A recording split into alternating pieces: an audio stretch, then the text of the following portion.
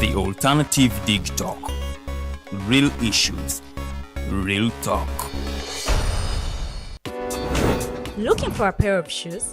Let's Up Stores has a wide range of selection for unisex footwear. We have the best quality of all brands at pocket-friendly prices, and we make deliveries countrywide. Just place your order or reach us on 0772 08 0090. You can also check up at Let's Up Stores on all our social media platforms. Let's Up, craft your own footprints. Hi Rogers, can I ask you something? Shoot. What does corruption mean? Well, summarily, corruption is abuse of public power for personal gain or for the benefit of a group to which one owes allegiance. For example, when a public office is abused by an official accepting or soliciting a bribe. By the way, private people can be corrupt too, like bribing police officers to escape fines. Okay. So exactly how does that concern me? Well, do you pay taxes? I guess, yeah. What does that have to do with this? Everything. Because those taxes you pay are supposed to facilitate services you use, like water, electricity, roads construction, medicines in hospitals, name it. Okay, that is much bigger than I thought. But it can be stopped, right? Well, yes it can, although it may not be as easy as it sounds. And here is the reason why. Corruption roots are grounded in our country's social, political, economic, bureaucratic traditions and policies. So, what has kept it going this long? I mean, why don't we stop it? Well, the main reason why it has been here for so long is because institutions are weak, either as a result of poorly defined ethical standards of public service, weak administrative and financial systems, or ineffective watchdog agencies. What can we do to stop it? At a national level, we must focus on strengthening the independence and effectiveness of public institutions that fight corruption. At a personal level, we must commit to never giving a bribe. I promise I'll never give a bribe. Well, that's a great decision you have made. Me and you now have to spread this message to all our friends. If we all do our part, corruption will be no more. This message is brought to you by Alternative Digital. Are you craving for that special meal that will entice your taste buds and leave you with lasting thrilling memories? Look no further. Spice Island Bulenga has got your answer. Natural, fresh and delicious juice, the best meals. Don't miss our daily specials from Monday to Sunday. Pizza Wednesday, Saturday Pizza Bonanza, you buy one and take two. Come dine with us and feel the experience. We are located at Prime Shopping Center in Bulenga, Mitiana Road. For inquiries, call us on 0704 11 1720. Spice Island, we treat your cravings.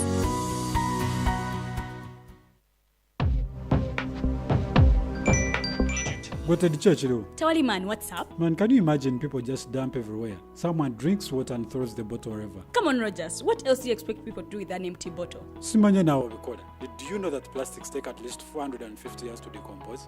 What? That's a long time. Exactly. Because plastics are made out of a lightweight and flexible material that doesn't decompose easily. And plastics everywhere in the environment cause plastic pollution. What is plastic pollution now? It is the accumulation of plastic waste in the environment, like bottles, polythene bags, straws. All of these contribute to plastic pollution. I have been using them without knowing their effect. Yeah, a lot of people have. Plastics are a danger to the ecosystem, both on land and in water. So how can we overcome this problem? Is there something we can do? Oh yes, we can reduce by minimizing the use of plastics, reuse by repurposing them, or recycle by collecting and processing them into new products. Everyone wants to change the world, but no one wants to change themselves for the world. How about we change our habits for the world? And it starts with me and you. This message is brought to you by Alternative Digital.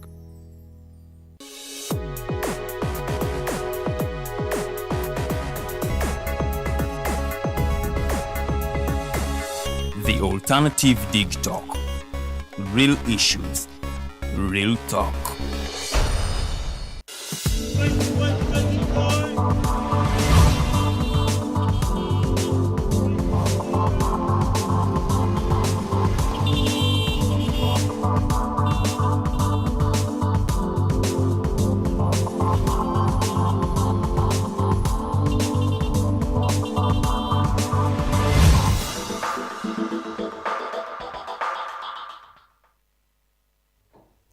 Tukolikeyo mulamuko okyali ku program The Mighty Drive Farida bikobirege manya gange negatiddwako omumbejja luwedde Lydia nate n'omugenyi waffe ow'olunaku lwaleero omukulu Mr. Norman Tumuhimbise ono nno nga ye National Coordinator owa Alternative Social Movement ate nga ye ED Alternative Digital. He's an author. He has authored several books. So Kolide Komanyoko Politics, Liars and Accomplices, Behind the Devil's Line, Mpawa Atali Kaba, Banayo obutabo bwe wasomye kaliwa, bw'oba tonnasomayo katabo konna munnange weefunira akatabo ako ng'onoonyako mu inbox yange Farida Bikobera on Facebook, Instagram and Twitter oba X oba onkubireko kasimu kange aka 0783047785 ojja kubanga ate obutabo obwo obufuna bulungi nnyo emitwalo gye weetaano ng'osoma akatabo ako ne muzzukulu wajja kukasoma kubanga akatabo tekakaddiwa ne bw'onookwata ekyetaano ogenda okiryemu emmere munnange nti ovaayo wekanga okkuse ate ng'enkeera enjala ekuluma. Let us learn to invest in knowledge kubanga kikulu nnyo okubeera nga oli informed when you are amongst people nga they're holding discussion is really very important. You also have something to add. I know because you don't have anything useful to add. Our quote of the day is choose a job you love and you will never have to worry about work. Choose a job you love and you will never have to worry about work. Buli lwokola omulimu ng'ogagala munange terukyanogaana yate leero olukedde era nina okukola. It is because kyokola obeera okyagala, so you already have something driving you to go for work because you love something that you do. So kirungi nnyo okulaba nga you learn to love what you are doing. Ne bw'obanga si kye wali oyagala okukola naye buli w'obeera nga kyekyo kyokola learn to love it. Because today is International Labour Day, tugenda kubanga twogera nsonga z'abakozi. Olowooza nga ffe nga bannayuganda twandibadde tucelebratinga Labour Day awo no njagala okuyingirizaako omumbejja so katulamuseeko ayanize n'omugenyi waffe. Omumbejja wasuze otya? Bulungi alhamdulillah. Labour Day kusanze? Nsanze wano nga nkola era I am celebrating myself for being able to work every day and I am not complaining. Oh wow, that's good, that's amazing. Happy Labour Day. Eri mwenna abatulaba abawumuddemu nze ngenza okuzuuka nga ndaba ekkubo kkalu nemanya nti wama leero public holiday. Nze sikifudde na no nze kati commotion y'okumakya between 6:30 okay between 5 to 8 oba ogiwulira nga abantu batambula n'olunaku olwaleero olunaku lukedde lusirifu nekikakasiza ddala nti leero olunaku lukulu bannayuganda bayize endowooza okuwa ennaku enkulu ekitiibwa oba lwakuba luno olunaku lw'abakozi. Okay, mwasuze mutabala byaffe abalungi nze omumbejja luwedde Lydia nbaniriza program The Mighty Drive olunaku olwaleero lunaku lw'abakozi abamu baluyita Workers Day abamu Labour Day kwegamba gwe osenzidde okuluyita ekikwanguyidde ky'oba oyogera ebijaguzo biri fotopoto era ng'omugenyi omukulu ku bijaguzo ebyo ye mukulembeze w'eggwanga General Yoweri Kaguta Museveni. So tulinze bingi nnyo bye twagala ayogereko. Twalina minimum wage bill naye tetumanyi wawe byakoma. Eyo yagaana ogisayiningako naye effimu y'olunaku lwaleero it is ensuring safety and health at work in a changing environment.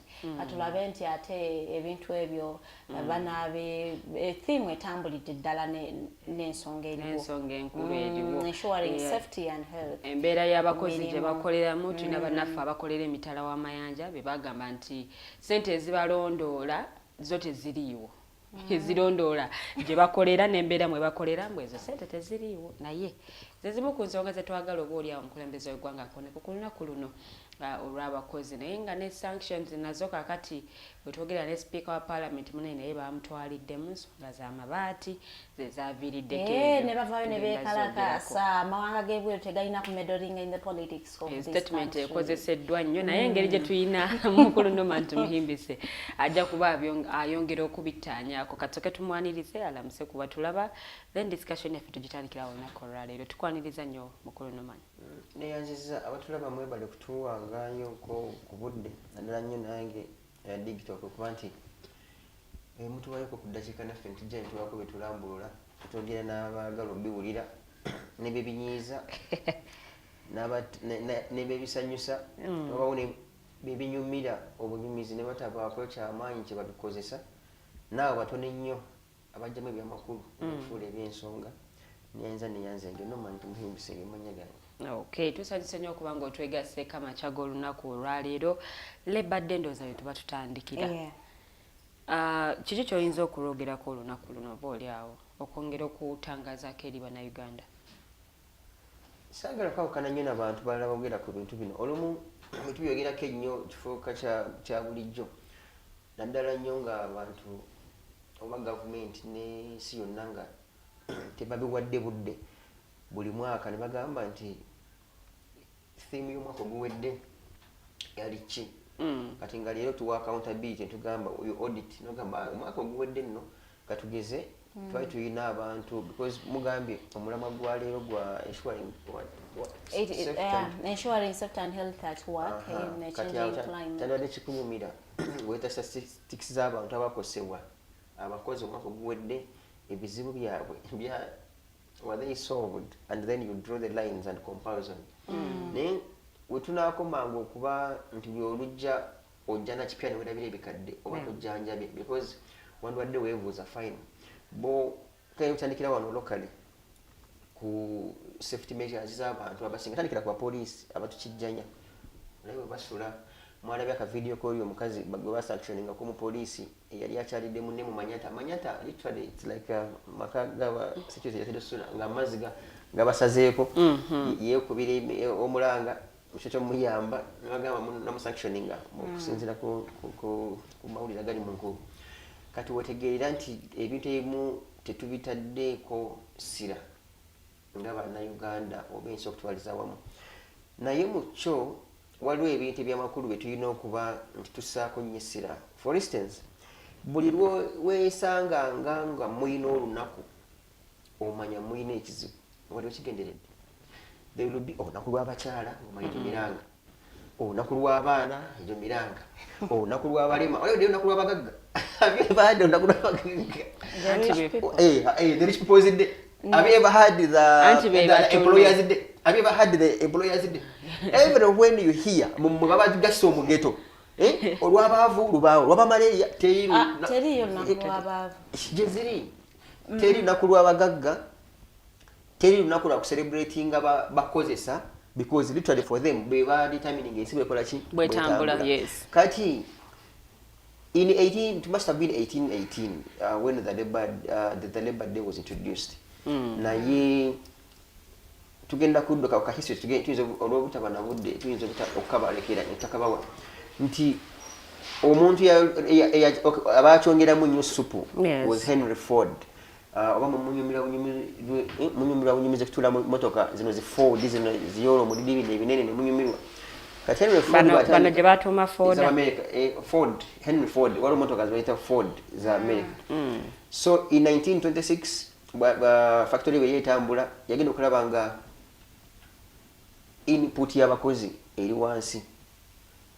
Kati okwongerezako supu ku Labor Day yate na introducing a weekend, but initially wali tewali weekend ngokola kalamba ng'omwavu okasabula kuva ku Monday paka ku Monday. Of course ne ba slaves nga baagala bakuggyemu bakamule bakuggyemu the best of the output yo towards providing labor. So having weekends began in 1916? Weekends began in 1926. But kati eno Labor Day wabeerawo kwekalakaasa n'aba slaves n'abalala nga bo bagamba baagala okukola essaawa 8 era policy ya 8-hour work time bwetandika in 1818. Kati yadde bali bakolanga essaawa 8 kino bakyachivinga weekend ate nga yo teriiwo. Kati Henry Ford when he founded company eyakola motoka eya Ford motor company nagamba output abantu bano tubateerewo ennaku nga bawummulamu okwo. Naye ate ba capitalists era bagamba nga bano abantu bakola Monday ku Monday tetulina lunaku lwe tubafuna okubasolooza, so bagenda teekayo ne weekend nga papa sire baagala mufune akaseera ke munasobola okushopinga spending. So kati yengo omugagga nagamba tutegeeze ennaku naffe ziba n'abakoze from Monday to Friday era naffe bazituwe. So Henry Ford 1926 proposes and introduces the weekend.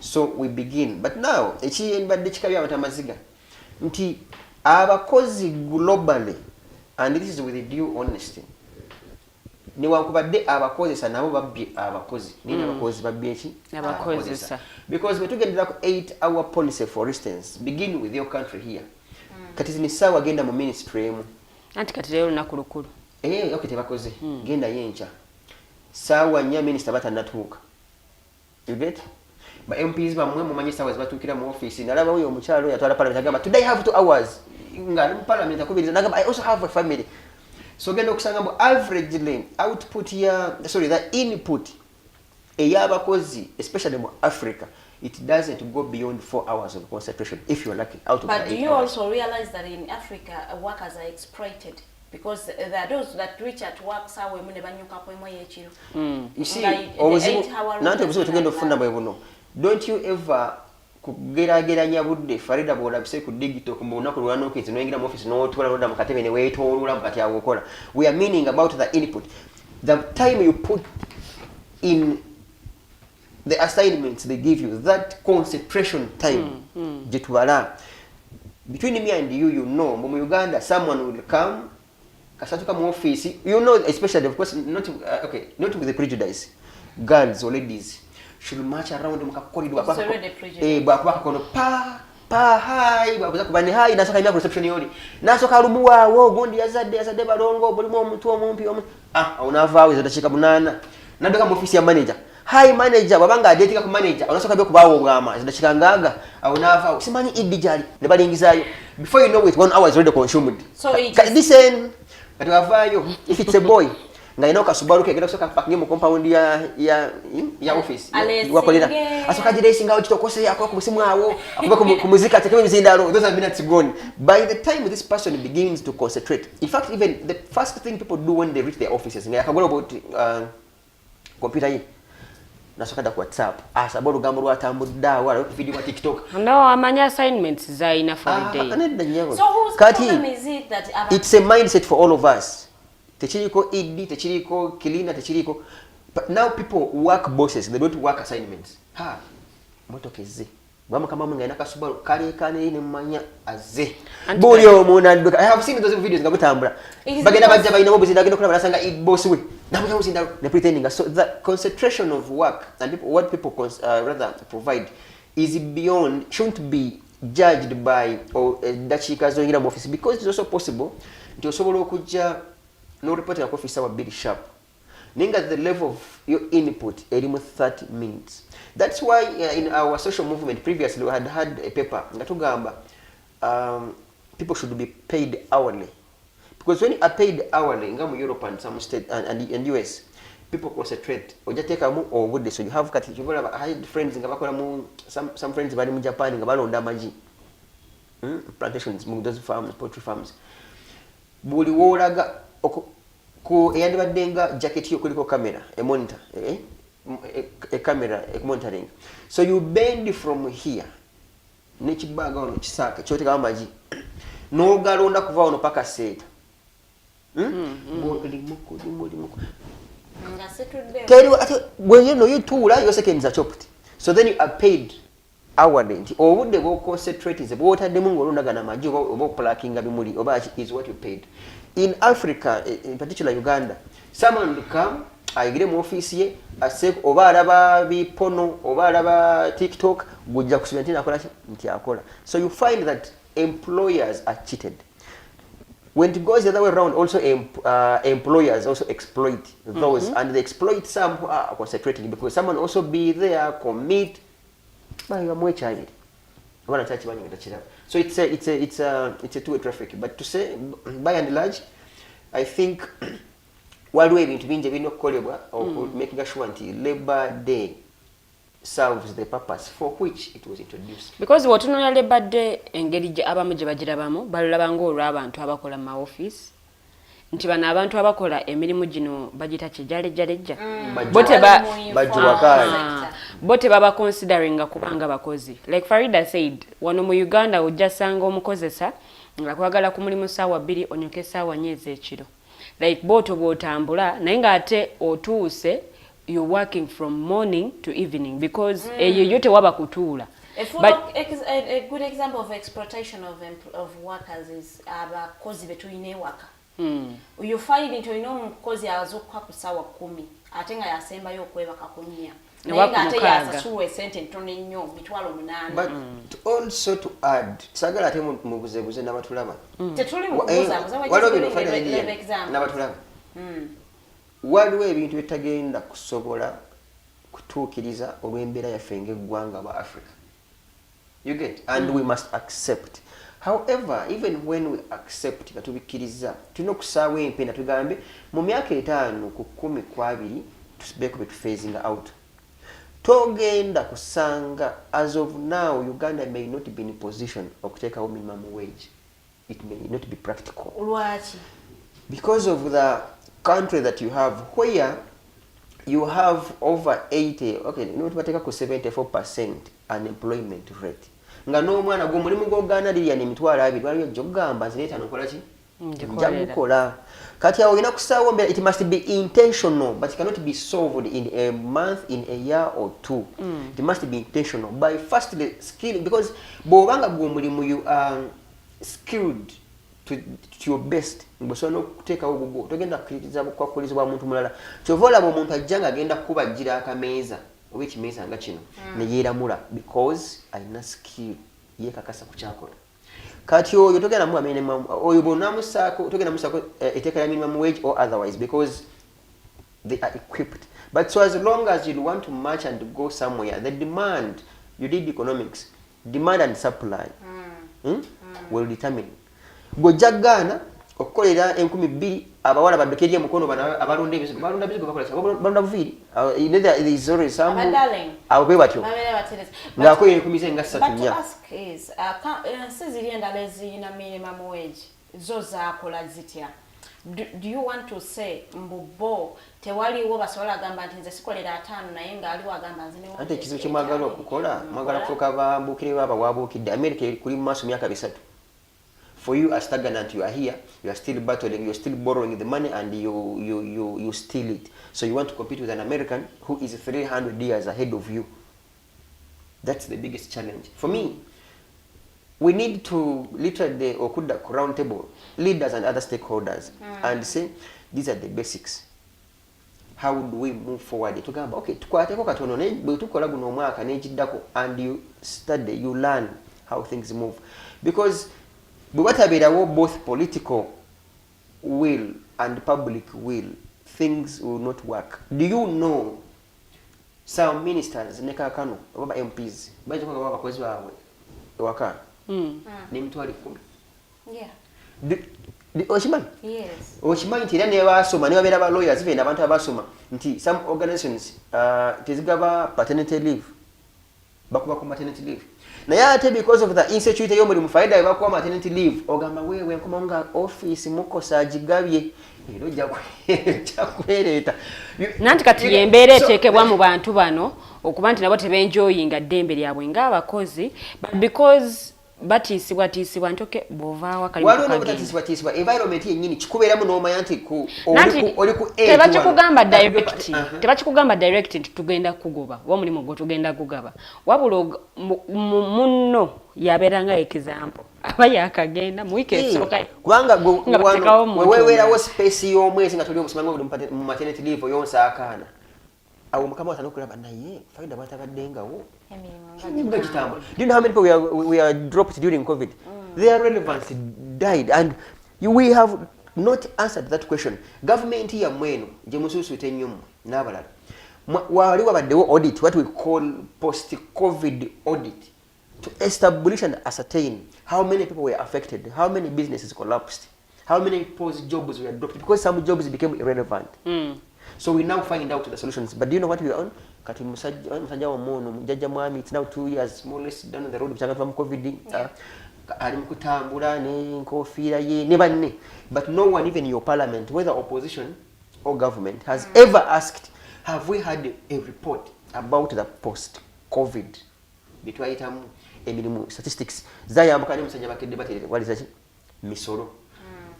And all of those nakugambidde ko wali so wano biba bya it's a ritual every first April sorry May musemu amasuuti munekaanekane mutambule fune omulama kubanga niguno omulama gwenda bemwogera kyaka gwa UN it's a global thing. It's a global thing. And that's where people go wrong. Anti kyafuka kiricho bagambe kya America bagambe kyo naffe tugubuukire, but you have other things to manage here. In fact, for me, you would come with the mulama of ensuring that you reduce on the unemployment levels, because bano gwe bagamba mbu safety of employees tobayina how many people but no so ko okole kubawa emirimu then oyogere ne safety yawe, because kati bali bona ensuring ngo bwe yo energy study ku safety yawe nenga tebaliyo tebakola, so what are you protecting? So it's not ideal okwati na America genda tule ne UN bafume mulama nawo gubuki nga gukola mu Africa ne gukola tekisoboka. So tuyina kwatako katono kaffe nga kali. I always advise, what is it that is African? Because you set an agenda. This is what we have that is global. Get what is African, get what is global south, get what is Ugandan. Then you'll elevate mpola. Short of that, we shall be here. Next year is not too far. It will be 1st in May. It's going to be another ritual. And we celebrate. Is there a will eyokuba nti ensonga z'abakozi zikolebwako bulungi, because kati wetwogera ku minimum wage bill naye kikyali awo nene embeera abakozi mwe bakolera naye oluusi si nnungi, n'abo abakozesa bennyini nabo weesanga nti the relationship between omukozesa ne gwe bakozesa naye weesanga nti eri mu mbeera si nnungi. Ante ekisooka kya byonna, I don't want to sound like a philosopher, because I have put in my time to research ebintu emu ku bino nti those who run the world have a script through which they want the world to run. Nti a capitalist mind it's nakaliakani I think nakaliakani, if I'm not mistaken, tagenda kukukkiriza kusaawo mbeera nga gwe omusemberedde era omuntu era yaba wa mirembe nnyo. That's why they tell you there will be 1%, and that 1% tagenda kukukkiriza okunukkirize kibula basaawo ekikomera toyinza kumala ga penetrating to enter and join the 1%. 1%, their biggest mindset and reasoning is to exploit the 99%. But amongst the 99, they have around 5% that they use as conduits. That's why you will find their agent, for instance, in every country, as Mr. Museveni, he will have a cabinet. So if it is power and resources based on Mr. Ambula, until to the local person. But the biggest thing here is to ensure that you work for them, you work and sustain them. So you can hardly have these things unless you incorporate what you would call the Ubuntu. What you wish for yourself is what you so wish for others. Short of that, we are going to be here. Things may not change. Even when Jesus ever comes back, they will not. So according to you, minimum wage bill tekola mu Uganda? Muina ebirala by'omutandikirako before you even think of the minimum so wage. So that is not an urgent issue for Ugandans? It is, in my view, first create jobs. Because how would you set a minimum wage before you know who works where and who is capable of doing what? Minimum wage on what? For sure. You see, first tetulina mirimu. Kinakugambidde nti gwe weeyagayo oteekeko minimum wage ogambe muno maid omuwe emitwalo katugeze 3.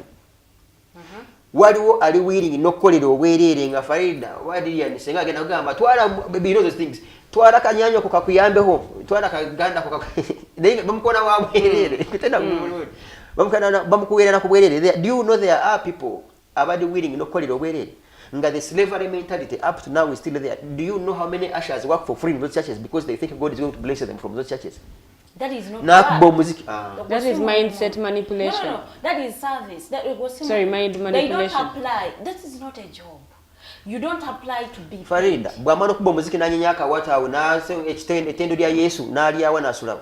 No, it is because they don't leave home going for work. They leave home to go and do service in a church. What is a service? Service is provide labor, both physical or psychological. So someone is helping the pastoring. the church to preach and say the gospel. Amateeka agafuga abakozi bwe ganaaba gateekeddwa bulungi mu nkola oba oliawo ebintu ng'ebyo bijja kukendeera omuntu ono bw'ajja newankubadde mugamba nti aweereza mukama alina okubaako kyasasula nti olw'okuba tukyali mu mindset ya slavery it becomes hard omuntu yova olaba yeewaayo nobwannakyewa n'agamba nze nsobola okukolera obwereere kyokka ate gwe naawe bw'oyagala bambi obeere very formal n'omugamba olaba saagala nze kukozesa ku bwereere ate akunyiigira. You get these two conflicting issues. Ne bw'ogamba nti wano church twagala tetulina musala nga tugenda kukuwa yajja kugamba kakoleki kajje akikube because mindset kubanga era akimanyi ne bw'anaasalawo okunoonyera awalala tewali. I have shared this with so many of you people off record that you would have people and you want them to volunteer, a graduate to volunteer to get experience, but no one wants even to give you space to do what? To give free services. Because that is the same environment where you want to come and lie to people that we're going to create a minimum wage bill. It won't work for now. Work on the basics. First, ensure 60% of the young people in this country live home are employed. We want to take them because they are employed. Then you again but employed bakola kino. Emisala gyabwe wano we bateeka labor ono gwe bawa labor ajja mu mmeka tajja mu ngamba you're exploiting abantu bano. You get? Kubanga bateeka munnyo. It will determine now, it will guide you on how do you come up with a minimum wage. But you can't wake up in the morning because you're happy and say buli muntu atandikirwako nga yamala senior 6 bamwecha 5. My dear, bamwecha 5, what is that senior 6 dropout chalita ku table to be worth mitwala 5? Because boleta minimum wage mwenye agenda kugamba minimum wage ya made inti ye about house help, right? House help kati nawe tugeze mu contracts akugambe njagala kugala certificate eyobwa chef tala kulia mmere ya kitobo kukiwa mu munyu ne kaboyiro kakagege kati kali mu munyu. Are you getting that? Because you see it's a win-win. Nze boleja kama ateka ngana ngalete. So kati wali njawulo ya chef na omuntu omukozi wo wakati. Nanti kati awetujira nanti ngenda kugamba. Nanti kati bano going through certain training. What shows ntino go you qualify okubeera house help, because there should be job description. Every when you bring minimum wage also come with a job description and a contract. So ogenda kujewaka job description yo bino yogenda okukola kulabirira baana kubafumbira tudde kufumba bwofumba wano how skilled are you when it comes to kufumba. You get? Ngenda kuwa emitwalo kyange ana ogenda kwejjanjabya bwolwala. You get all those things. It becomes very hectic. Kati ogenda okusanga nga wetuli for now, not in bad faith. It is hard until we streamline some basics. Ebyoloza sibi ebireetedde eggwanga lyaffe okukona nti tutambulira nnyo ku gentleman's agreement. Maybe bamuleete ewaka nga ogenda kukola ABCD, tewali contract, tewali kwegamba job description nga tamanyi na kiki agenda kukola, wabula neyeesanga nti akoze mu maka agasoba mu gamu. All in the name of nze nakuwa omulimu nze nkutumya ogenda okolewa. For me, I am not too much into what is global. I am not too much attached into what is African. I am too much attached to what is Ugandan. If you promoted the Ubuntu, do you know people also abuse these very contracts? Yes, they do abuse, but we also know that Ubuntu will not work. Now that's a mindset. No, it's not a mindset. Because you see, the mind, that's why you begin, Jesus began, those who believe in the Bible, they began 12 of them. It's one of the most followed, I think, religion followed, it follows, I think, the Buddhism, if I'm not mistaken. They began 12. So you can also begin now and say, nebona bango ina maid or driver or bachi, you may not even have everything put on paper. You can also still have something put on paper, still ngera babola wonda bana abantu nemba contract ya myaka 5 batuka ne babikutiza nenga contract ya yali mu kalulu ngera mu kanyanga ne manifesto ajiba wadde. Mr. Emmanuel, why are laws made? Why? Laws were introduced to have precedents, to have proof, because for some reason this is my signature, then you interpret to akanya zino, you are abusing it. But also that's why even that is also even why even the gentleman's agreement is called an agreement. So as long as one can adduce evidence that it was there on this date, we talked. Because you see, we can even send a text message on WhatsApp and say, you know, I want to send you here, I'll be giving you this. It's not as a written agreement, but that's a gentleman's agreement. And it's also legal. But each one of them can be abused. You see, for some reason, and this is with, and not with the prejudice. Also, the law, when you go to those those who run the world, even the law itself, purpose it was there to save the other 1%. That's why all these laws, because we Farida, Baja Kugamba, do you know Msaja Bakugamba? Msaja Gana Kugamba probation, miezi mukaga. Katugeze, nembeera kwecho. Bwalaba munno nenga towe owasa. Nenga okola kati watyawo okola omukaaga nakujjawo omukaaga najja nakujjawo emyaka enanga. Acha bato namalako mukaaga nga bakugoba. Nga olayiga wichinga bbiri because na law say acha nokugoba tudenge jigwa koncha. You see, so some of these laws also, it was chintu chabali the other 1%. That's why we continue to preach that the ubuntu. You see, the ubuntu. Ogenda okusanga some person yayajo ganagamba bokwata sente nga Bezos zayina. Noga muno buli muntu ali ku nsi omuweeko era basigala sibaavu. You get? Basigala? Bano bananyini sente bana bagagga bano ba Bezos ono Zuckerberg bani. Noga baba yamba abantu abalala. Each one of you would literally be okay, and those guys wouldn't be poor either. But because human nature is created with greed, both artificial and natural greed, everyone wishes to be okay. That is why that's why that is human nature. We cannot run away from it. But in Gatumali's song, Labor Day. Do you think as Uganda we should be celebrating Labor Day? It's a ritual. Nagambe katika kafuka kalombolombo nekugamba Labor Day ono musajja ne government yamwe mbabuuza whether you have an post COVID audit temujina. So what are you deriving to, or what are you even referring to, just simply to come and celebrate? You see celebration. Celebration ni bosteka mu Luganda si bijaguzo. Teri muntu gwasabula ngumi na akaba nagamba kanjaguze encha. Abaka n'ekizibu ku mutwe.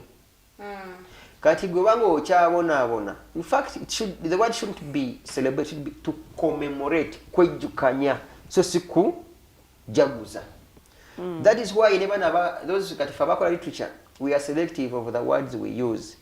Tetujaguza, tujjukira. Kati bwobeera effort poto ng'omutolo waawo nga some of them bali mu Kampala muno balina ebibbo by'ebinyeebwa basindika ebigaali chupa ddebe.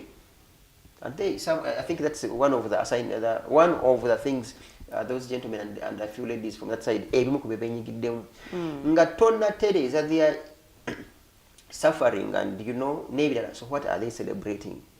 In fact bakungu bagana kubajjukiza to commemorate, not to celebrate, because there is nothing worth celebration at the rate for which unemployment level is in this country.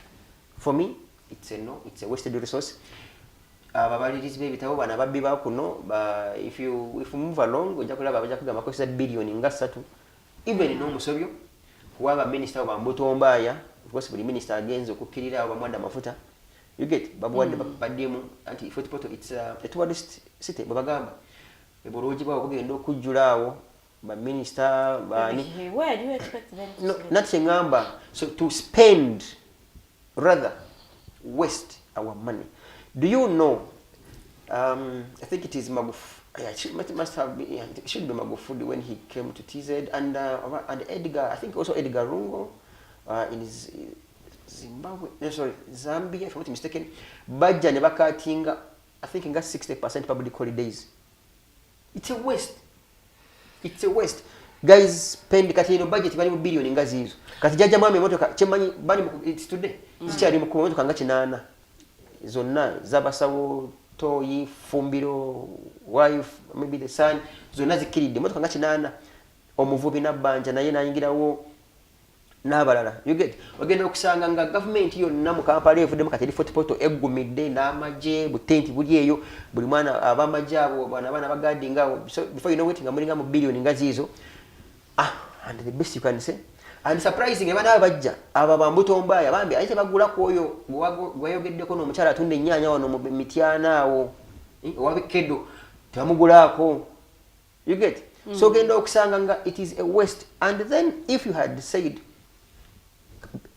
this very week kati guno omwezi gwonna ogenda kulaba ku mawulire buli district fe Masaka olaffe twataddeyo nnaku bwe luti inabadde mbuuza nwa neggulo someone nga wabaddewo was it women's day women's celebration tuli mu Gwakutaano what is happening sebo nga bali bakubba embuto abakazi amazina amaganda babadde bana wamwe busonga you get that is not fair you see you can choose to say we are cancelling or suspending every public holiday and choose a selected few and save that money invested kati gweze no billions baunonyawo ogamba singa bazikutte Museveni nakwata enkofiira ye ne mukyala we ne minister wa labor ne bagende Fort Portal bagamba every labor day every year tukatugeze kati nteri Fort Portal bateko chi factory ne bagenda abantu nga 10 bachilonchinga you get nichuwa abana bawe emirimu echa next year ne bashitoleka 10 ogenda okusanga mu myaka na if you have been celebrating labor days myaka na you have constructed 40 factories. Tugenda kubanga kyomulamu kwa katono nnyo bwe tukomawo tugenda kubanga ate tutunuulira attitude y'abakozi eri emirimu nga tumaliriza topic yaffe ya Labor Day but also to say nti n'abantu nabo betuyina tebaagala kukola especially the youths as we are saying emirimu tewali naye ate n'obuliwo obulimu obutono ate n'abavubuka nabo tebaagala kola so we are going to be discussing the causes of that attitude what is causing it olowooza abaana bali comfortable. I heard President Inga South Africa ngagamba in Uganda even a fool can survive, but they will wake up, go to a sister's home and eat, and then go back and sleep. And so it is the reason why people don't want to work, because they can survive, not like any other continent. Tugenda tandikira mukuru nomad because tugenda tandikira wennyini nyini.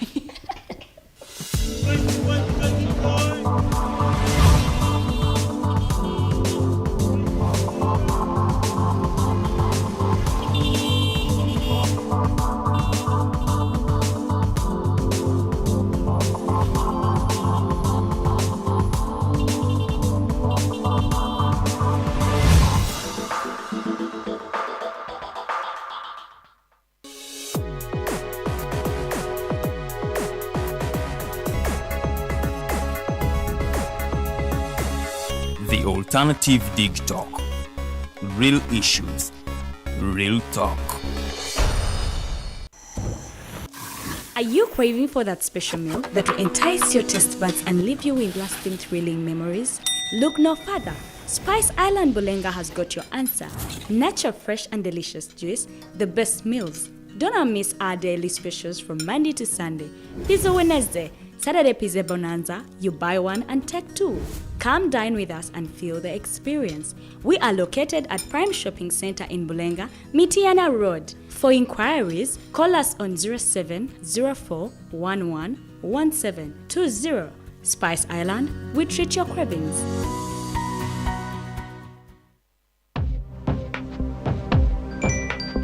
Go to the church, though. Tawali man, what's up? Man, can you imagine people just dump everywhere? Someone drinks water and throws the bottle wherever. Come on, Rogers. What else do you expect people to do with an empty bottle? Simanya now, Bikoda. Did you know that plastics take at least 450 years to decompose? What? That's a long time. Exactly. Because plastics are made out of a lightweight and flexible material that doesn't decompose easily. And plastics everywhere in the environment cause plastic pollution. What is plastic pollution now? It is the accumulation of plastic waste in the environment, like bottles, polythene bags, straws. All of these contribute to plastic pollution. I have been using them without knowing their effect. Yeah, a lot of people have. Plastics are a danger to the ecosystem, both on land and in water. So how can we overcome this problem? Is there something we can do?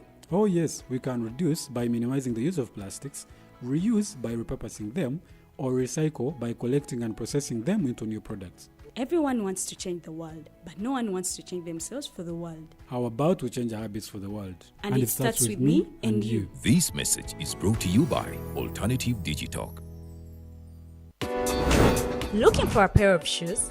Les Hub Stores has a wide range of selection for unisex footwear. We have the best quality of all brands at pocket-friendly prices, and we make deliveries countrywide. Just place your order or reach us on 0772 08 0090. You can also check up at Les Hub Stores on all our social media platforms. Les Hub, craft your own footprints.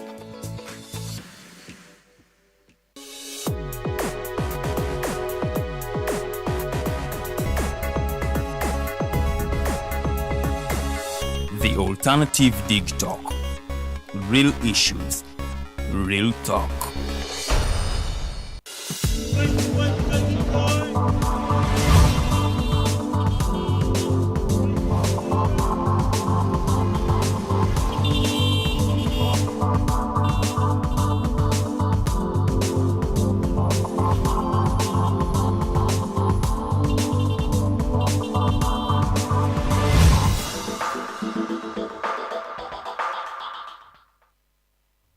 Tukulikeyo mulamuko kyali ku program The Mighty Drive Farida bikobere n'omumbe jalo wedeliriani mu studios tuyinamu omugenyi waffe omukulu Norman Tumuhimbise twogera nsonga z'abakozi wano twagala tumunzikire ensonga yaffe y'abakozi nenga tetunnagivaako twagala tutunuulire impact ya innovations ate engeri gyegenda okuaffectingamu emirimu oba engeri gyoyinza okwongera unemployment rate naddala sawa entukaaba yes there is unemployment in Uganda but also ate impact ya innovation wano Uganda tennatutuukako nnyo naye kati ate tunalaba nga ate nabyo bizze and kajja kubeera katogo wenjagalira mukulu Nomani obeereko commentingako ku ngeri ya AI gyeri mu kujja okolamu ebintu manyi kati saawa eno abantu abayiiya bo bali mu kukola omulimu gwabwe okulaba nti ate bayambako naye ng'ate banyigiriza abalala kubanga gwe abantu 10 mwetaagisa okukola tajja kukola robot ebeere ng'ekolawo eki emwosange nga mwali bwemploying abantu 10 he has one again tajja agenda aguleka robot kamu mwabalala mugende munoonye Uganda munoonye ensi no natandikiddeko nga magamba nti ensi mwe temuginamu mugabo. No one has mugabo in this world. That's why those philosophers referred to you, I don't know whether I'm one of them, but to you and others as useless eaters. Like eating, like, you know, useless eaters. Yeah. So they think, for them, the other 1%, the other 1% thinks that we're useless eaters. And therefore, we are a useless eater. Bakola olukujjukujju to ensure nti bakendeza ku namba y'aba talina kulya byaba useless eaters. Era nze imbalaba wanonga munyumirwa. So some people, my friends, very happy with AI. Munabuuza AI neso kwempa answer. Namba wewe munyumirwa AI yamu. Nenga this AI ene gye munyumirwa nti bugenda okulaba ne inventor wayo is an opportunist. Because AI cannot be there and looks at Farida Bikobere nekwe kifananyi who it is. Era ina weetapinga ku bantu abala human labor bye bakola nekoletera summary. Are you getting the logic? Yes. Had you not been there, mwabala bakunganya bino byonna AI wouldn't make sense. Yes. Kati obuzibu twolekedde nabenda ba research emu ng'omuzungu mwagamba we need to regulate technology. Yeah. Nagamba by 2030, if I'm not mistaken, by 2030, technology ajja kuba amaze okudropping agenda kuleetawo deficit wa 40% emirimu gyagenda otwala 40%. Munjogere nyangu kuba bantu 10 bana bajja kuba tebalina mirimu kuba nawoomerwa emboona abatategeera statistics zino ku bantu 100 abantu 40 bajja kati balina ki mirimu. Kati era kuba nawoomerwa emboona betwagala bintu bategeere nti ku bantu abaana buli muntu alina abantu oluseregende lw'abantu abamugoberera baliisa. Twogedde ku ana bano abafuna katono olwa teknologiya alinga bwali.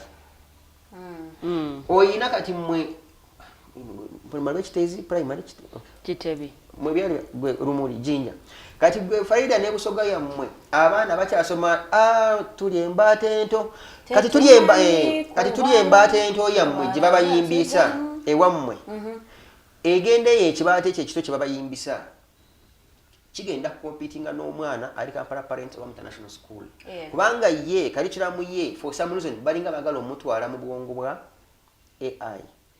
But also, I'm very excited in AI. When you describe and define what AI, it is artificial intelligence.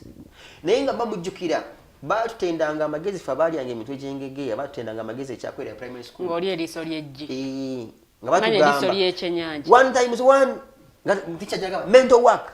It was to trigger our brains to reason with natural intelligence, not artificial intelligence.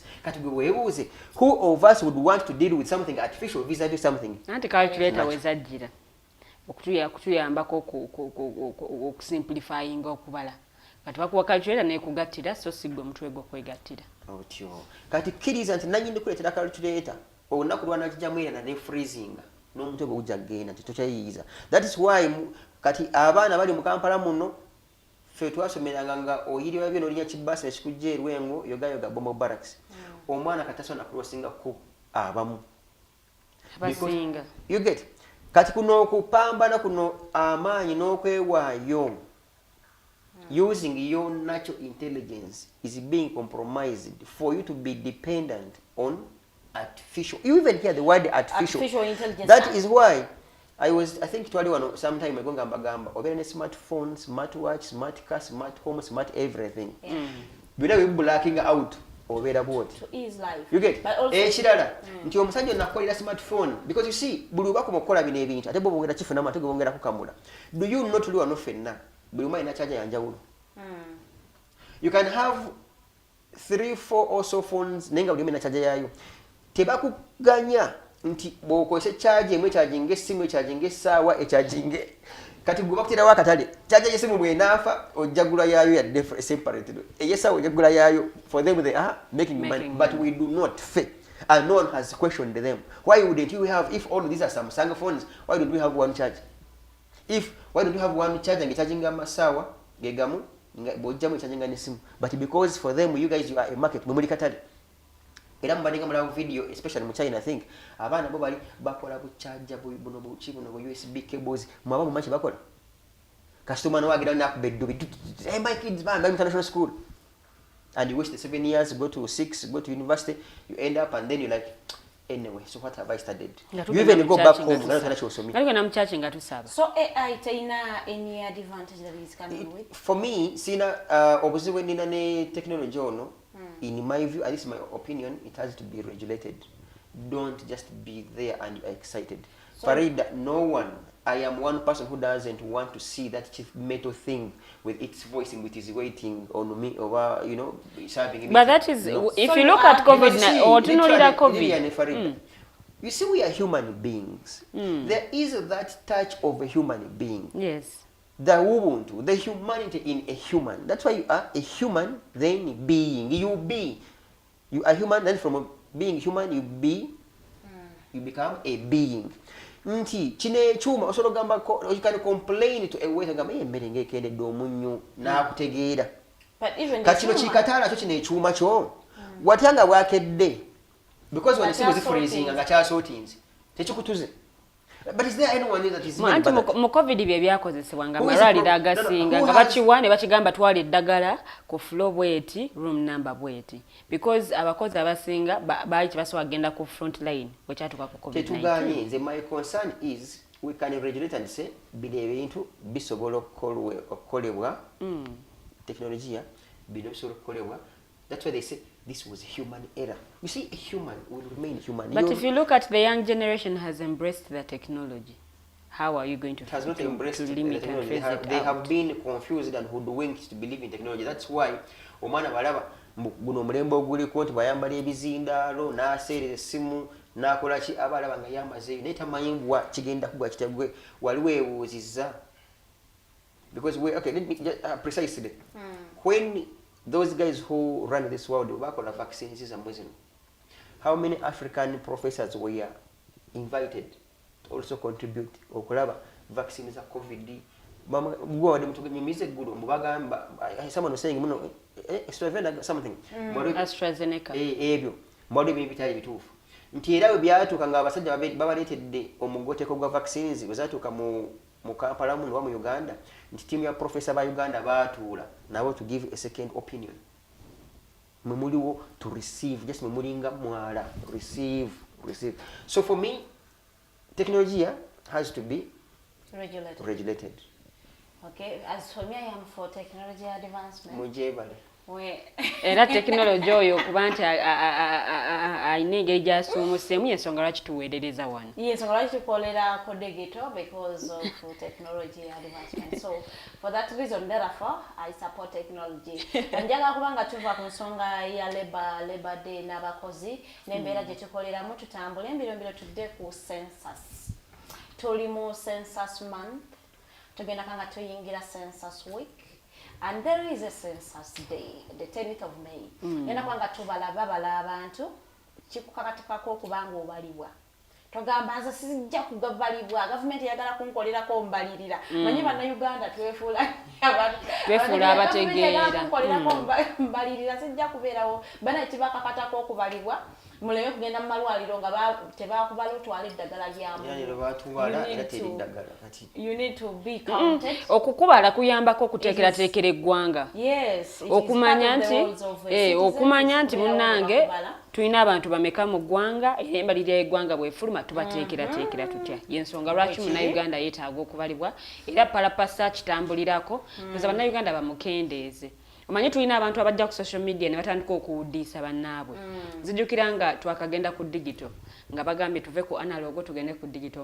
Omwami omu n'akwata TV yali councillor by then n'agamba ffe tugenda kukkiriza kugenda ku digital ffe twamanyira analog n'akwata TV n'alaga obutali bumativu. Wenjogerera essaawa zino ebintu byakyuka era yagenda okukyogera ku kyalenga ina DSTV issue everywhere when people raise concerns in most cases kankuwe kyokulabirako myself I think Arnold and other members twasuing Attorney General I think 2017 nga twali twagala basoke balekerawo okuwandiisa sim cards nga bakamala okutaka wesi remember yes argument yaffe ngeri ki abantu abo bagamba nga okuwandiisa sim card first olukongera national ID tubagamba mwatutegeezezza eggwanga abantu bameka balina national IDs nga matama ntengo nga bakugamba olina okufuna ebbaluwa LC1 LC2 up to LC7 RDC ne tugagamba naye nga bw'ogenda n'okwewandiisa obwewandiisa okufuna ID nga RDC iso gisobo nabona nga bakulinze nga bagala ki kasente tugamba musooke mutereeze bino kati bw'osanga omuntu nga ye muntu wa kuwagira buli kintu gavumenti kyeriisa ayinza okugamba no money mwati magala abantu bewandiise no the issue is most likely mukulu Segirinya at the time bago mutido mwogera ayinza okuba yali agamba babitusuulako do you know between me and you that the UCC regulation I think if I'm not mistaken nti TV zino za free to air olina okubanga amazima ne bwoba olina DSTV nga kyasulira oba these other whatever bwe bagisalako TV ez'eggwanga zino okusigalako but do you know that doesn't work, it is abused. Era DSTV bagisalako babuno bubudu UBC yabangako yo yasigalangako if you like okusigalako ka TV yaka but who has challenged it? So the issue was muina spirit je mutwalira mu ya kizungirizi kati omugwa ku muina womerwe mbona nga tabitegeera aja era kakiringa kya kutubala tugende mu maaso okubiriza show yange. So okubala abantu kintu kya mugaso eri eggwanga we should all agree nti ng'eggwanga lina okuyimirirawo nga limanyi bantu bameka berina for easy budgeting n'okulabirira abantu baalyo. So ku nsonga eyo yennyini wetutunuulira essente ziteereddwamu 300 million okulaba nga exercise eno egenda mu maaso. Olowooza Uganda tulina gye tulagana olw'ensonga ya technology advancement we are having a digital census. No, you just refer to a ritual. You see from no, it is. This happens every after 10 years. You see, I am here. The beauty, I beat you by experience and of course with the suffering. 1790, if I'm not mistaken, is when the first census took place in the States. Yatandika na kubala majeno. Tebali bakubala abantu bonna. ng'era bana bakitandika nga yagamba tubale amagye tegerijja batekangamu sente mmeka n'ebirala and then ne bakikopinga nayisa n'etteeka ne bagamba tunaabalanga abantu oluvannyuma lw'emyaka emeka 10. I am sure bw'okwata abantu bammwe mwateeka mu palamenti omwo yayinza okugamba Museveni kubanga abamu MP bamanyi Museveni is the father of the nation mwebali yayinza n'okugamba bambi Museveni atuletera okubala abantu ekyennyini nasokaga olaba muntu bagamba yaleeta what is this eclipse is what mu Luganda eclipse is what mu Luganda tugende maaso kijja kujjaawo later. What is eclipse in Luganda? So you have those people because tebagala kusoma kati bye bino tuli wano kati buli munatu wanga omwaganya okujja wano mutukirize tusomese bannawomerwa emboona nti kino eno richo etandikira mu America. America was the first country in the world okutandika okubala abantu nenga mucho nga bagamba nga buli luvannyuma lwa myaka 10 tutegeera abafudde abalamu n'abaliwo n'abaliddawo ne bye bayina era mucho eri wansi mu bukusike nga era bagala bategeere naye bameka abayinamuko ku ttooke bwe tunaba tugereka emisolo tutandikire kwani you get kati wano kyandibadde kirungi nnyo in my view nga sector zino esatu also nga zikwataganya tutandike n'eriwa National Planning Authority National Development Plan ne National Bureau of Statistics. When these agencies work together, so you know nti bwe tumala okubabala tujja kutegeera lukulina nganda we mukolera waliwo abantu emitwalo 2 abantu emitwalo 2 bano babeerawo bata what is the cost of living and what is the standard of living. In Uganda you can have a place where its standard of living is so stupid and yet its cost of living is high. Nti obeera mu nzigotta standard mbi nnyo naye ng'ennyumba zaawo za bei. Yes. You get? Yes. Standard of living is so low and yet the cost of living is high. And should be the vis-a-vis. In a place ng'erina standard of living ng'eri high, that's why the cost of living should also be high. Yes. Kati wekimanyi tosobola okugenda side z'ekkololo eyo mbagagga. If there was a double room ng'eri affordable okusinga eyeru kulina nganda erimu Abaeritrea. Yeah. That is possible. No, ekkololo wala genda mu kizungu wano. Aha, kinyana mpindi. Kati awo bana abantu bandibadde nga because olaba Aliya ne Farida n'abalala n'abatulaba mugenda okubalaba n'abantu ng'oyina list yo bayita check list tubabala and then what? Era bwe twababala emyaka egiwedde then what?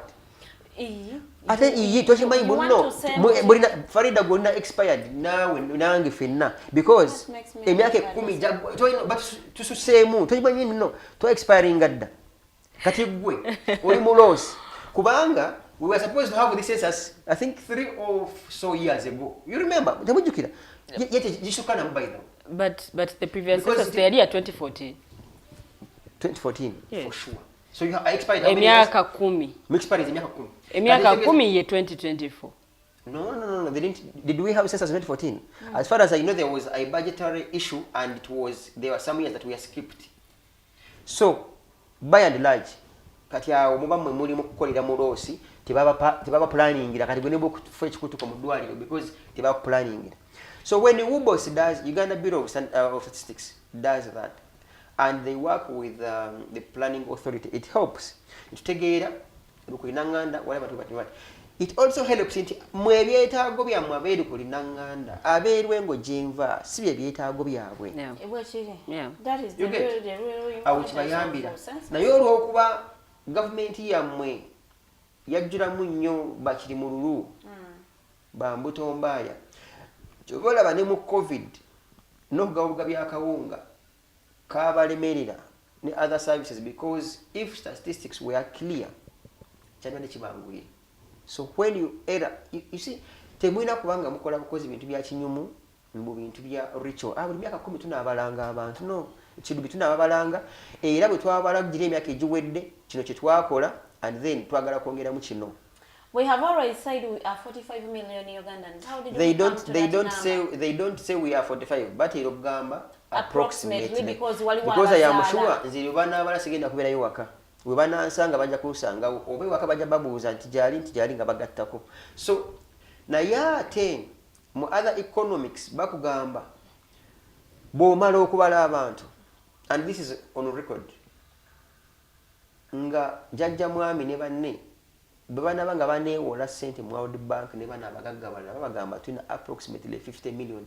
Kati oli omuwoozi w'omusimbi abarunning ensi eno agamba okay bano kitegeeza mu myaka 2 buli muntu tumutakako siringi mutwalo mu myaka 5 ng'abantu because bajja kugamba we project, you know those things, we project between 20 this Uganda jako ina abantu 10 milioni 10 kati nga beewola era gwe musingo era mwe bamala babala mwe musingo mwe security kati nga babawaayo gagamba population ya census yeno tujja kwa n'abantu milioni 10 so botuwala billion bweziti by 10-20 years buli omu abavaako omusolo gwa bweziti tujja kusobola okusasula nga World Bank n'abalanga ne IMF nga bawa sente. So there is a lot of politics within. There are good things ebimanyiddwa ebitamanyiddwa, mulimu ebirungi nga bigasa bali mu bukulembeze, mulimu ebirungi ebigasa abakulemberwa, mulimu ebibi nga bityoboola ababalwa, mulimu n'ebibi nga bijja kukosa era abantu because era abantu abamu temujjukira batubuuzanga ebityoboola ababalwa during the census period. No,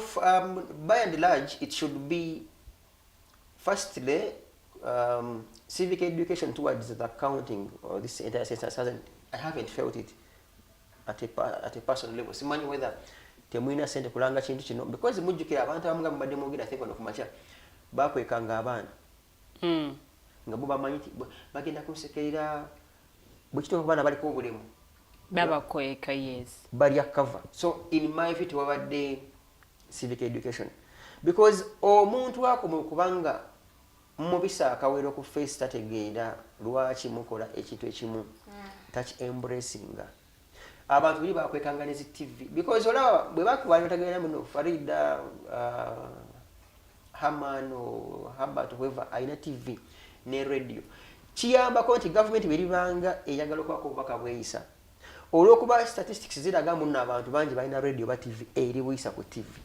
That's the logic. Kati utakitegeeza muntu kukitegeera lwaki mwagala mutegere mu balina TV watakirina bwe munna jajjajjuke kabanga yamanyi mujja kusaawo omusolo gwaki ogwa TV.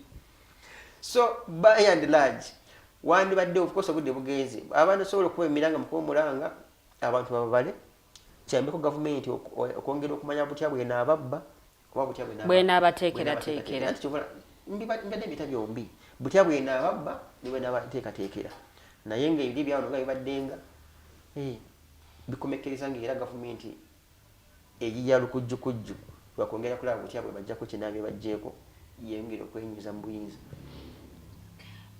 Census kusinziira nga bw'okyogedde I don't want to buy the other statement of bwenabasolooza because we're looking at the relevance of having a census in a country. It's a good by the way I'm not here to discredit the purpose for which census ought to be carried.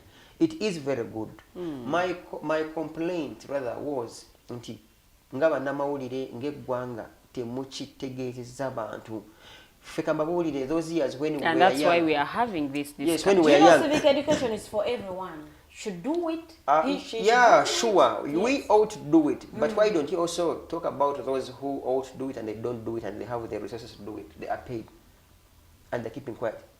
For me, census yeetagisa naddala nnyo singa eba bivuddemu bana abantu batula ku round table ne babikozesa okubaako kye batukolera naye ekizibu ekinaava mugenda kubala abantu because the beauty bagambye teri byakujjuzaamu I think it's like they ask and then tick or something. Yeah, we are having a digital census.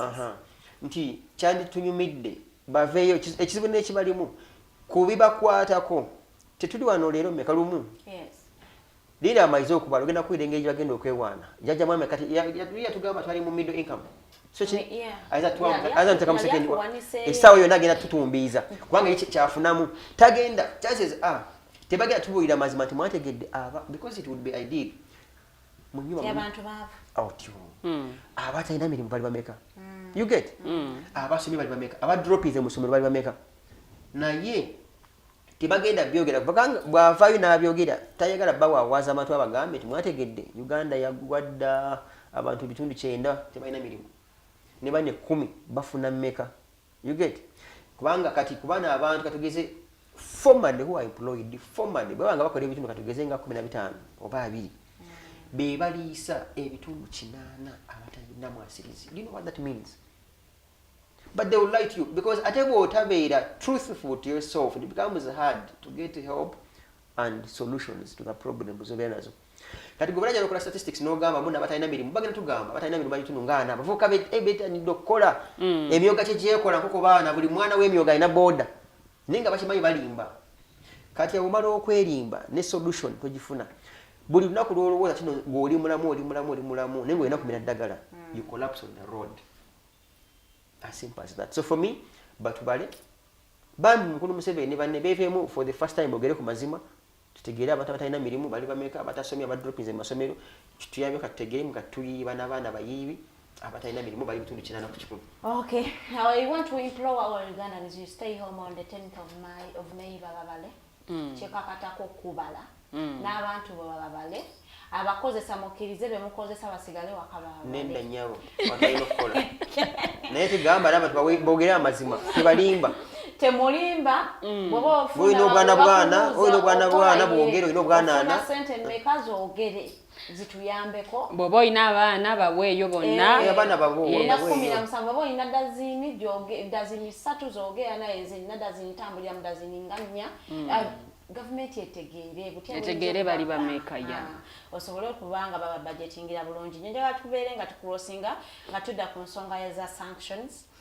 zazzeemu okujja e Uganda waffe waneeno nakuluno zatuukidde mu parliament ye Uganda nezikwatira ddala speaker wa parliament ne baminisita balala babiri omu yawummuzibwa actually bonna bawummuzibwa bonna ababiri yali minisita w'ensonga za Karamoja neyalinga omumyuka we bonna sanctions zabakutte lwansonga nti bantu bano benyigira mu kulya ssente zaba zeetaaga nga ate bo tebazeetaaga nnyo. In fact babuzaabuza amabaati g'Ekaramoja.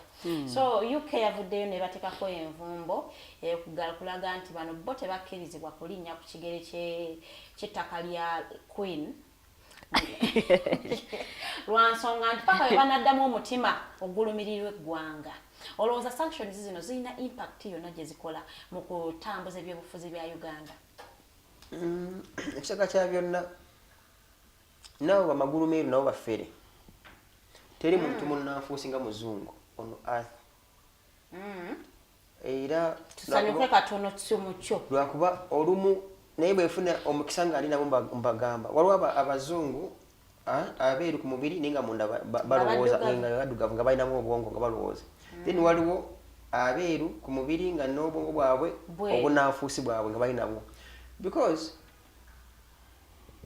osobola okita sanctions zino in my view in this country amabaati ago si kyekizibu ekibadde kyakulembedde ekyamaanyi nnyo nti kati bw'okisaawo tugenda kunywa ku mazzi nti bw'ogaana anitamonga okugenda e UK ng'olaba kyamaanyi nnyo mbo titugenda mukakugambe gwange genda tereere naye ate nga mukama we ne bayagala okugenda zino essaawa ennyonyi gye twamugulira eba etokota agendayo. N'ekyokubiri nti kati ku saidi ya wano nabo nabalabe endala ebbaluwa ya Chris Obore I think balinamu nabo kyavana nabagamba bonna baffere si beesimbu ebintu ebatwala ng'ebiri light biyinza okufukira kye bawalula because busobola okukeera ku makya abazungu baba nga bali serious nga bakwetaaga they can tell you mugubadde ng'ofuna eddagala mu UK if they indeed want you mmala okusako sanctions teri ddwaliro mu UK yadde mu ssawo nga Mungereza abakkirizibwa kukwatako. That's how strong if they mean it. Nali njogerako kono omu ku bantu abanene mu gavumenti yaliko mu UN ng'agamba basobola okukatika mbaweka example akatonotono nga Kanduho Abel Kanduho azimba awo yeefuula kikiwale bwe bamuwa obwambasada ne Sudan ye tasobola kuwunyayo kubanga sanctions zikoze zitumi. But by and large, in our view, in my view, sanctions zino zandikoze nnyo singa ziba as a collective. Si kujjayo omuntu omu nojjayo omu, you get nojjayo oli. Kati ono omukyala ne bwomugano genda e Bungereza ku kasente kayina asobola genda mu America. Nanti gye basooka last year. Era bekagala agenda Germany. Kyova olaba nti buli omu alita interests ze. Omungereza bw'omunyiiza ng'akumyumyula naye ng'Omerika akulekerawo. Otegeedde kyeki nabagambye nti tebali si beesimbu. Bonna bayaaye bafere, bana bazungu bafere. Tekigasa kugaana muntu genda mu America naye ng'asobola okufuna some services wa. Gamba bugambe tewabaawo embassy n'egi eteeka kistampu kyonna kistampu kyabwe o passport ye oyiri wano emiranga. Njagala Mong akolole oba ayagala shampoo oba ayagala wig notayambala wig oba ayagala perfume oba bizigo nga tagenda abitumya UK. Omwana we because as we speak I am sure abaana be bali bweru in other countries doing well and studying. So when you commemorate you kenga ye commemorate just bya kibozi era ujja kulabanga nga bibira nunga era kyo kiyisi era bateke yonga memu baluwa ne yafulumiyo yalaze ta munange Sipiika ebintu bino tabiriimu songa z'amabaati ze mu muvunaana kubaddenga kwikwasa. Nze for me njagala nnyo okulaba ekifaananyi ekinene nime kwesibaka n'akafaananyi akatono nti bano abazungu n'ebisanctions byabwe tebituyambye nnyo kukyusa mbeera eri mu ggwanga. Twabagamba wano bayisa sanctions ne sanctions America naye nga bajja wano n'Abayisirayiri n'Abajapaani be batraininga poliisi netuba emigo tufiirako. You get muti obweddembe ly'abantu simanya emmundu zisenya abantu abagwagwa be bamu ogenda kulaba nga omundu nga bupya mbusimanga gavumenti yegindi wadde gavumenti ya Uganda emmundu empya ngamba ne baparade gawo zino emmundu zino zifuira tya gas mitenda egonde naggulu ku poliisi mulabe emmundu eziri awo. But how many ambulances do they bring here? He will give you a piece of it anti-personnel what buno mundu no batia gas. Bazo ko obumundu obumotoka babita bumamba. Bazo ko bumamba nga 12 nini batakuwa ambulance. Bagwagwa bwe bamu ne bafulumya settlement to condemning Uganda ekyobalete abapolisi bakubiba bantu migo and like excuse me gentlemen who gives these guys a baton pepper spray ne tear gas. You get so for me babikozesa obu. I want to take a bigger picture to bituwa era omwana w'omanyi buno omwana yatera okwetumiikiza n'okukwata akatadoba okasembeza bino ekibiti n'okijja because omanyi omwana oyagala nnyo okuma akabiriiti omuleka n'akakwatako kisenge kati analogy nanti kati analogy gategenda kutukolera omanyi nti omwana we aganya okubiriitiriza omulekedde embiriitirizo n'amafuta n'akatadoba ate ogambye naye omwana yaganya okubiriitiriza are you okay? So these bazungu they are equally crooks. Those sanctions zebatuyisiza za kigwagwa teba it's not for a collective. Omukyala Nakyeyune agamba if UK is serious why should they sanction someone being charged in the competent courts of a sovereign country? Isn't that double prejudice? It's going to be double prejudice because as we speak tali mu court y'omukazi. Okay, post bali abala bakitutu naye Sipiika and by the way bino ebintu olaba era target ya muntu ng'ogu kubanga yaliko erinnya bana baganye because ate nabbanja kubanga lwaki nabbanja mu sanctions zimuno because bitandikira mu Ministry of Finance nebijja ne wanabbanja lwaki ono nanti nabbanja yagazzaayo ono yakola atya tojjuka mwana yagazzaayo teyetonda ngeseera bati nze mujjukira kubalaga mu yanyanso you get kati lwaki. That's why and this could be cheap politics naye katukiyiseyo because kyekibozi nga bwe kitambula. That is why one who comes and claims mbuno bandi bayenga institution nga bamenako obuzibu bw'etteeka ly'ebisiyaga it is either or. Ante baluwa ya Mukulu Crystal Boy wegamba it could be could be true. It could also be true because you see in the hierarchy even the prime minister is strong if it's about mabati You would begin with the prime minister. The vice because otandikira wa vice president naye yabirimu. Kubanga naye atapinga ku bimuweereddwa okuvaawa. But because this one does not head a specific institution, ono Muvubi, Prime Minister, kati abatabakolera talina makulu kati banonyono n'ekyo era kikiri. So these sanctions tezirina nnyo impact. Tebirina. In my view. So Ugandans should not. No, not Ugandans. Ugandans of course is nze ne baba myomyola bonna nsina kyenfiirwa.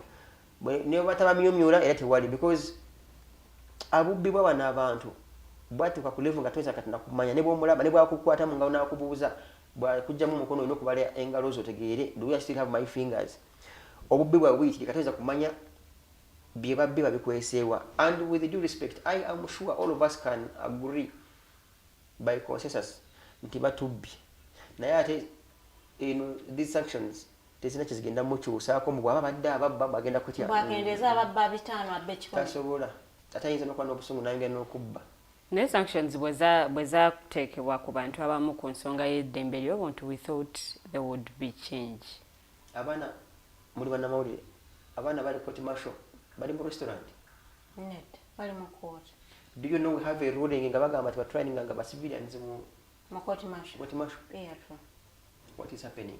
Lwaki tosooka n'ogamba chairman wa court martial, he's called Robert Mugabe. What's his other name? N'ogamba oyo ye abatandikirwako.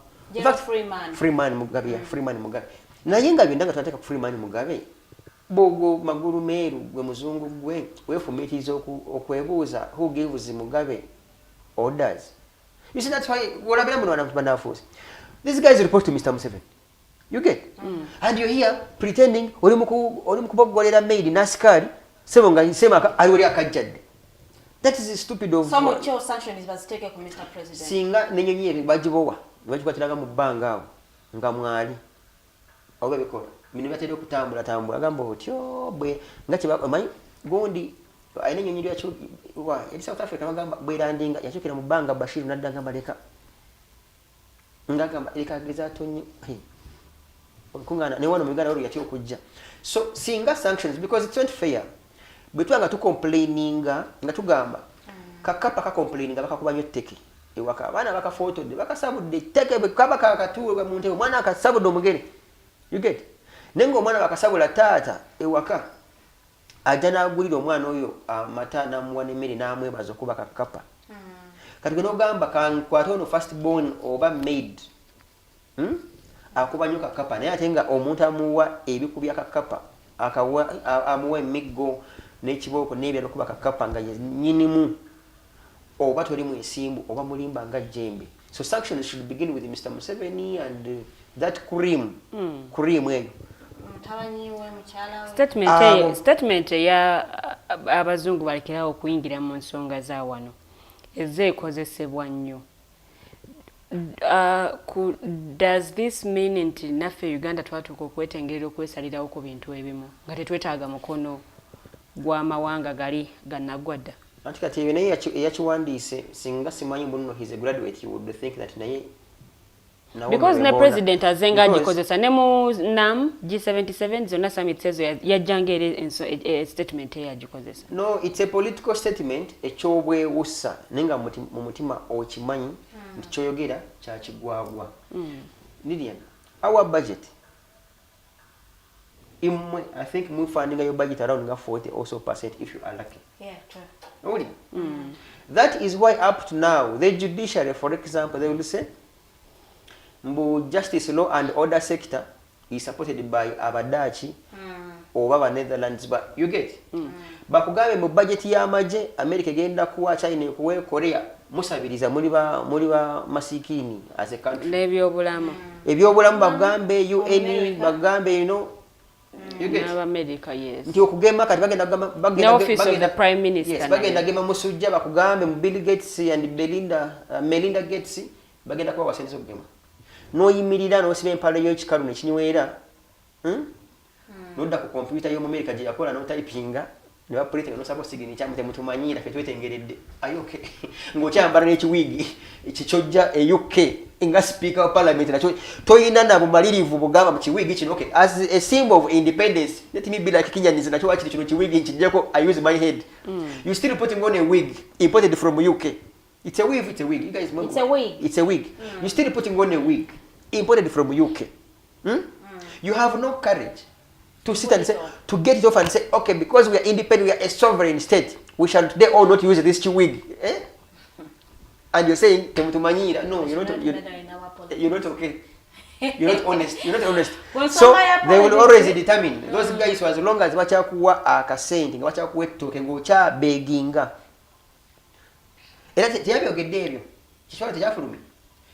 This month also you hear a delegation. You see, EU.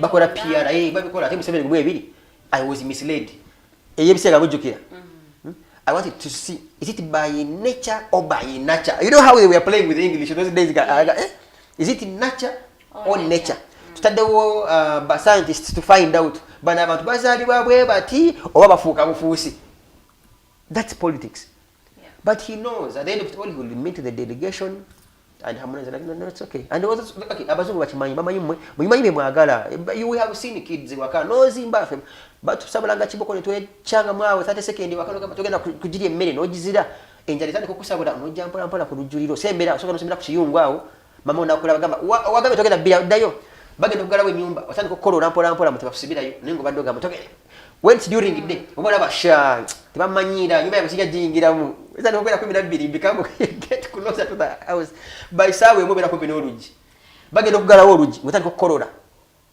That's how the opposition engeri gye mukuzanya mu politics recently buli kibinja oba buli buludda buli mukwetegekera 2026 elections tulaba abekatonga ba kitwago bagiteeseemu eryanyi bali mu kutalaga Uganda ne NUP nabo bavuddeyo ne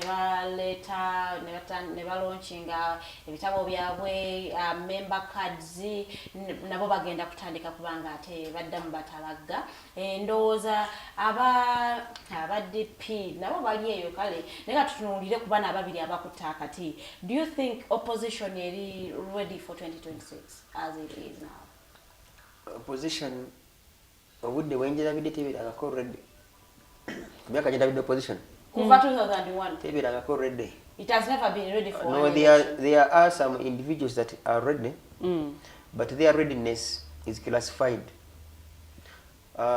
Some are their readiness is how do I grab and become Indian naval. Some how do I even when I don't win how does Indian naval how does the big man identify me naba ko kampa nange nantemera na ye I think nope Mr. Chagulanyi ne team ye it's a good gesture and you underline the word gesture okulagako tulonchize kino kirungi kiyakoze my worry though amazo bikola batambudde bafuse ba member do you know ne NRM na yebikola yes nti NRM esolo gabazi cards ndabala bange wakamu kyalo nga buli mutu kyalo bayina yero buku nga nenya yange mweri nimbabuza okay abantu mwe mujoga mwe wetampisi kundi when did I ever become a member in NRM book everyone mu kyalo chairman kitule wacho sema chamala guno gusatu ogunene ekiwandika buli omuntu Tumuhimbise no mani wagaba Patrick baidali kobe ninga bana kati bashara bishika kugombolola nga bamoya akagari kati bisimaya gali no to move around so there are people naba nafuna kadi za NUP bababu we abana nga naye agala kikwesa arage baba yagala ka visa kupyantanga asaira musika gambe abuze member of NUP kwanga na FDC they used to do those tricks 2006 2016 kati techimala mukulu Bob Wine with due respect I thank you and the team for this initiative naye bambi kubiriza abantu abo nti omuntu nga bwatwala kadi eyo ajiwe ekitiibwa nga ne bwomusala munda musayi nga gwa red you get so bagwa NUP so si kumalaga kwata kadi nazimba nayambala overalls ate ekiro nabeera ewa Museveni ng'anoonyaayo ttooke oba kubabega. Naye mu kyo okwongerezaako nti opposition era ekyambuzaabuza tetunnafuna clear message. Naye ate bakola bino bamaze okunaaba mu ngalo mbadde ku eri emmere gye nayogerako luli mu kusooka emmere egaze. Tino emmere egaze if it's an analogy buli myaka 5 bagi omufumbi y'omu emmere y'emu effumbiro lyerimu. Naye buli lwatandika tubanga abagenda ogizira nga banaffe tugamba tugende tumale galya yadde enjala tetutta yadde natumya muntu tujja kumira magnesium kati nga bagenda kati bo bamaze tulaga kati tekyali katukubuuza tugenze mu kalulu mwakitegedde tekyali kubuuza kati wanga tugenze mu kalulu kati tusalewo kati ke twatukolerera naye nga tukakolerera kola tya kukajja muki kukawangula oba nedda bwe kagaana and then what oba atutinde 2-3 nga tudda mu kooti y'abantu era byasalawo twabirawo. So for me, first things first, Mukulu Kyagulanyi with the NUP, it's a good initiative. How is Katonga doing? I hope this can spread regionally. And I hope nti abantu bamwe bano abadde abakunga asimanga tujja bategeera ekibaleeta n'ekiruubirirwa kya political parties zonna ze bakolera. Bwe banaabanga tabitegedde mugenda kuba kwambala bubbereti kukangamu kulabisaamu nakwemulisa era tukomewo wano ng'era bye bimu nga bifuuse sengavuddemu ngazzeemu nga bwe biri. Oyo yagedde kuba kiwayi kyekatonga. They are not far different. I have seen their roadmap, which is good. My biggest worry though, bonna nga bwe bali wabeera NUP wabeera DP endala nga seeno gye bali ANC n'abalala, the biggest challenge bayina is human resource and financial resources. Kati baba nga tebalina ka sente nga tebalina capacity mobilizing and fundraising a sente, it's not sustainable. Era Bobi Wine ayinza okutwala emyezi gye nga giijo nga tanayongerezaako ku ekyo kye yakoze kubanga obusobozi aba tabuyina. You get? Yeah. Ain't the same thing. One badde bambi ng'osobola okuba ne will ekunganya abantu 500 olwaka budget akatono okunganya 4.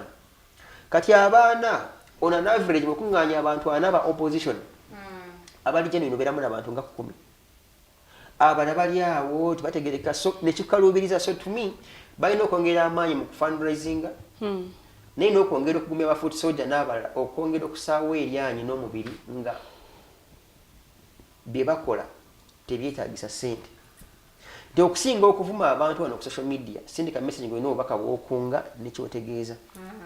You get? Because your resource joina okukozesa and then tukole bottom up strategy than up bottom. Okay. Kati butuna agenda bwetyo maybe tomanya naye ng'essuubi bambi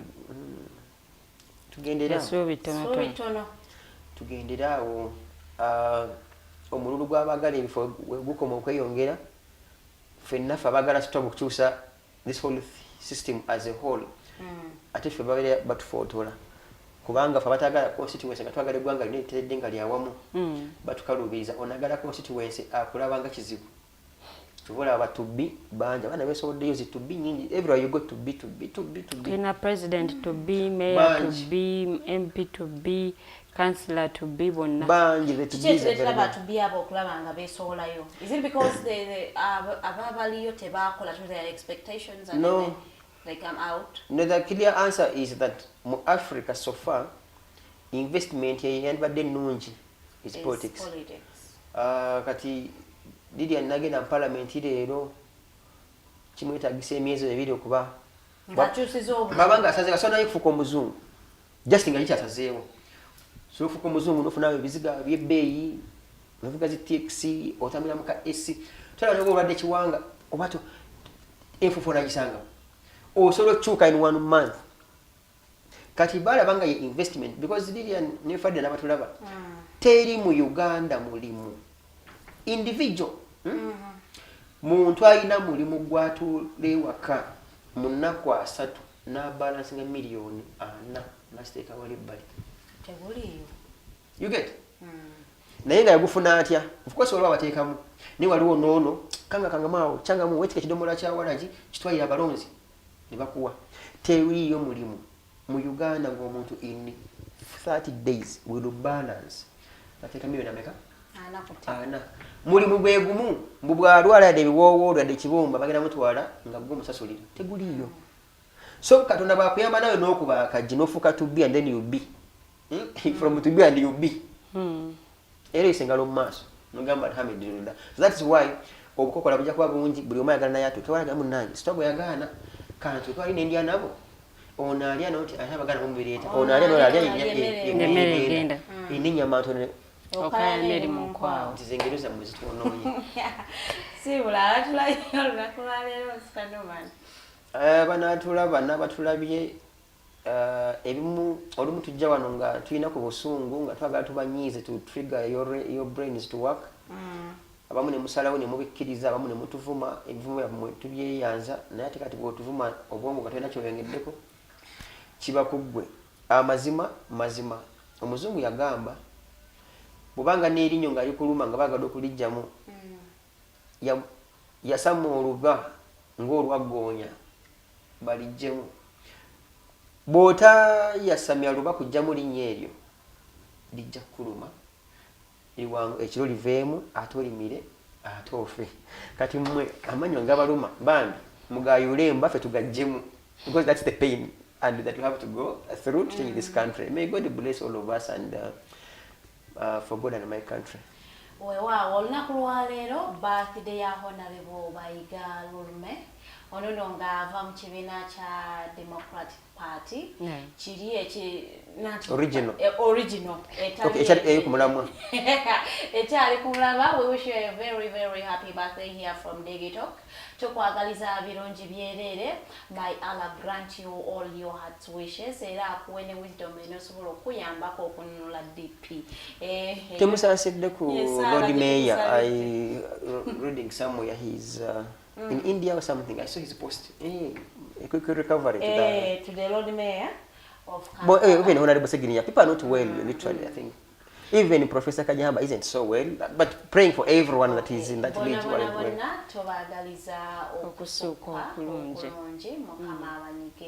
Naija mwami. Stella muiramu yalwadde. That guy why is immortal? No yera birira. Taking care of yourself is very very paramount. Bichibyonywa nabyo bicontributinga ku bulwadde obuyinza okunafuya omubiri gwo. So to living a very purposeful life tomala ganywanywa mwenge bintu bitategeera okulya ebisiike butto tumuregulating tulya emmere eri organic ebivavavu ebyo fruits tubyetanire nnyo so kubanga ate to living obulamu obulungi tujja kubanga tubategeeza njagala okubategeeza nti on the 9th of this month it is the census night. On the 10th, it is the census day.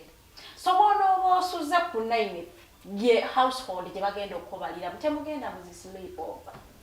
Bananga mbere waka wamwe being your families wamanyiti oja genda mu sleep over oja kulimba mwade mu trip mukazi wo nga yabala kusangeyo nga bakubalira eyo tabwe kugwire.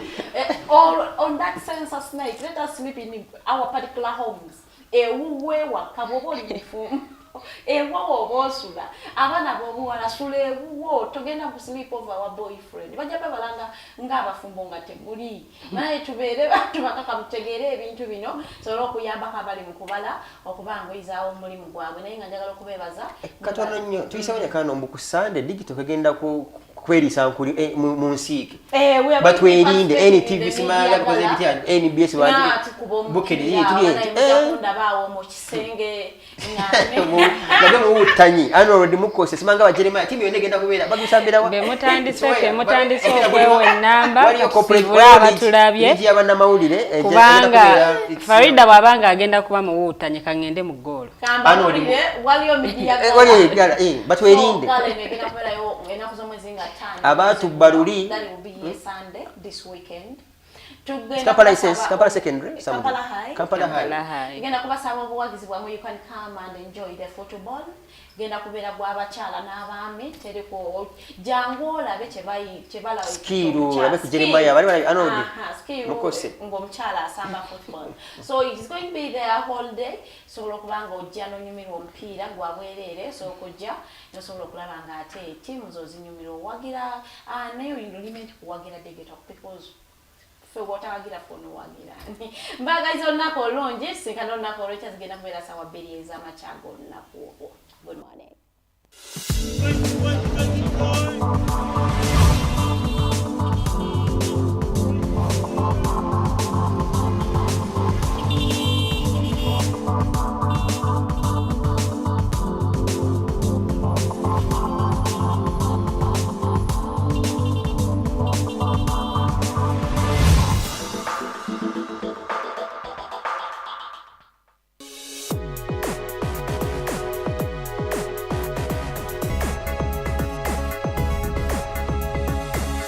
The Alternative Dig Talk. Real issues, real talk.